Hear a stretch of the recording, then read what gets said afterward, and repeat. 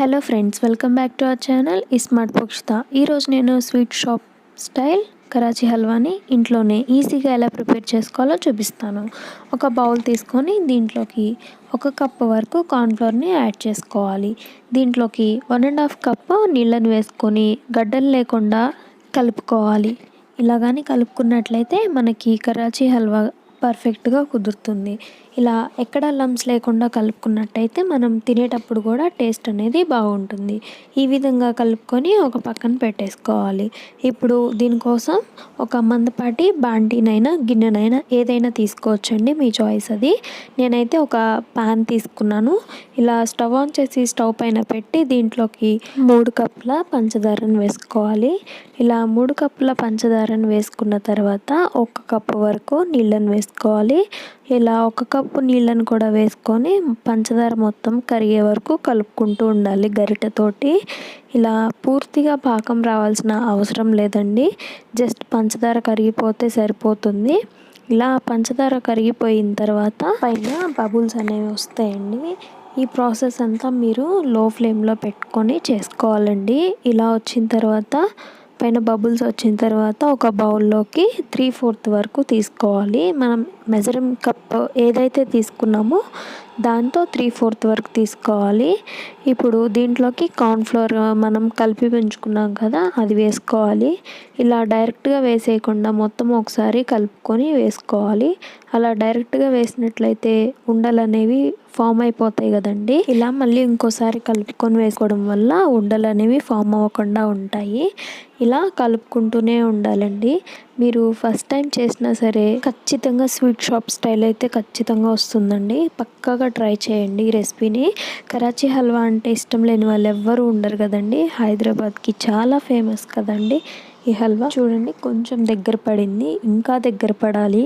ఇది చాలామంది కరాచీ హల్వాని ఇంట్లో ప్రిపేర్ చేసుకోవాలన్నా సరే చాలామందికి కుదరదండి చేయటం అనేది.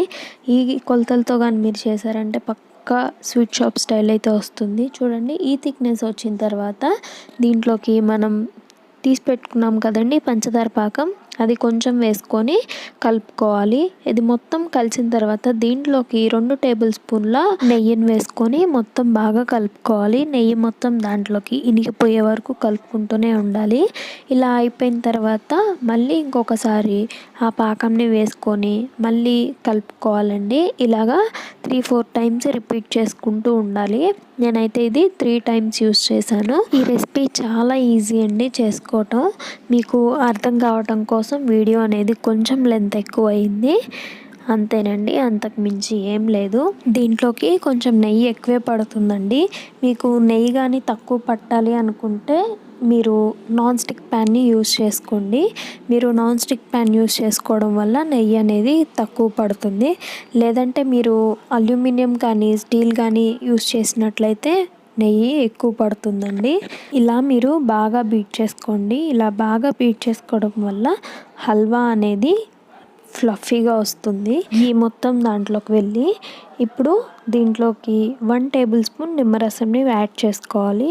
ఈ నిమ్మరసం దేనికోసం అంటే ఈ హల్వా ప్రిపేర్ అయిపోయి మొత్తం అయిపోయిన తర్వాత ప్లేట్లోకి వేసుకున్నప్పుడు విరగకుండా ఉండడం కోసం నిమ్మరసాన్ని వేసుకుంటున్నామండి.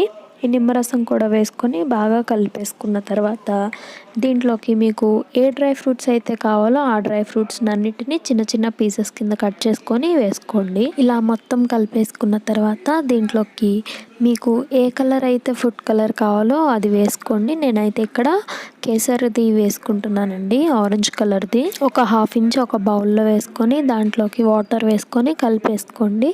ఈ ఫుడ్ కలర్ని ఇందాక మనం ప్రిపేర్ చేసుకున్న దాంట్లోకి వేసుకొని మొత్తం ఒకసారి బాగా కలిపేసుకున్నామంటే కలర్ అనేది వస్తుంది. కలర్ కూడా బాగా మిక్స్ అవుతుంది. ఇలా కలిపేసుకున్న తర్వాత మీకు చూయిగా కావాలి అనుకుంటే, అంటే బయట కరాచీ హల్వా షాప్స్లో కొనుక్కున్నప్పుడు సాగుతుంది కదండి, అలా సాగుతూ కానీ రావాలంటే మీరు ఇంకొంచెం సేపు ప్యాన్ మీద కలర్ వేసిన తర్వాత అలాగే ఉంచుకోండి. మీకు ఎంత చూయినెస్ అయితే కావాలో అంతవరకు ఉంచుకోండి. చూడండి, నాకైతే ఇంత చూయినెస్ సరిపోతుంది. ఇలా వచ్చిన తర్వాత మొత్తం ఒకసారి కలిపేసుకొని స్టవ్ ఆఫ్ చేసుకుంటున్నాను. దీన్ని మనం దేంట్లో అయితే ట్రాన్స్ఫర్ చేసుకుంటున్నామో ఆ బౌల్లోకి ఒక 1 టేబుల్ స్పూన్ వరకు గీ వేసుకొని మొత్తం స్ప్రెడ్ చేసుకోవాలి. ఇలా మొత్తం స్ప్రెడ్ చేసుకున్న తర్వాత డ్రై ఫ్రూట్స్ ఉంటాయి కదండి, డ్రై ఫ్రూట్స్ని అడుగునలాగా చల్లేసుకున్నామంటే చూడటానికి బాగుంటుంది. మీకు కావాలనుకుంటే చల్లుకోండి, లేదంటే వదిలేయచ్చండి. నేనైతే ఇక్కడ స్వీట్ షాప్ స్టైల్ చేస్తున్నా కాబట్టి నేను వేస్తున్నాను, ఆ లుక్ రావాలనేసి. ఇలా ఈ హల్వాని మొత్తం ఆ బౌల్లో వేసుకొని ఒక 1/2 అవర్ సేపు పూర్తిగా చల్లారనివ్వాలండి. ఇలా బౌల్లోకి వేసుకున్నాం కదా, వేసుకున్న తర్వాత పైన కూడా కొంచెం డ్రై ఫ్రూట్స్ని వేసుకోండి. డ్రై ఫ్రూట్స్ని వేసుకుంటే తినేటప్పుడు బాగుంటుంది, లుక్ వైజ్గా కూడా బాగుంటుంది. ఒక 1/2 అవర్ తర్వాత ఇలా ప్లేట్ పెట్టి చిన్నగా ట్రాన్స్ఫర్ చేసుకోండి. ఇలా ట్రాన్స్ఫర్ చేసుకుంటే ఎక్కడ విరగకుండా క్లీన్గా వచ్చింది, చూసారా? ఇప్పుడు నైఫ్ తీసుకొని చిన్న చిన్న పీసెస్ కింద కట్ చేసుకొని, మీకు ఏ సైజులో పీసెస్ అయితే కావాలో ఆ సైజులో కట్ చేసుకోండి. నాకైతే ఈ సైజ్ సరిపోతుంది కాబట్టి ఈ సైజ్ కట్ చేసుకున్నాను.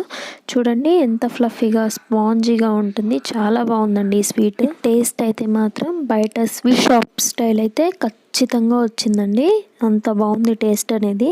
ఈ వీడియో నచ్చితే లైక్ చేయండి, షేర్ చేయండి, సబ్స్క్రైబ్ చేసుకోండి.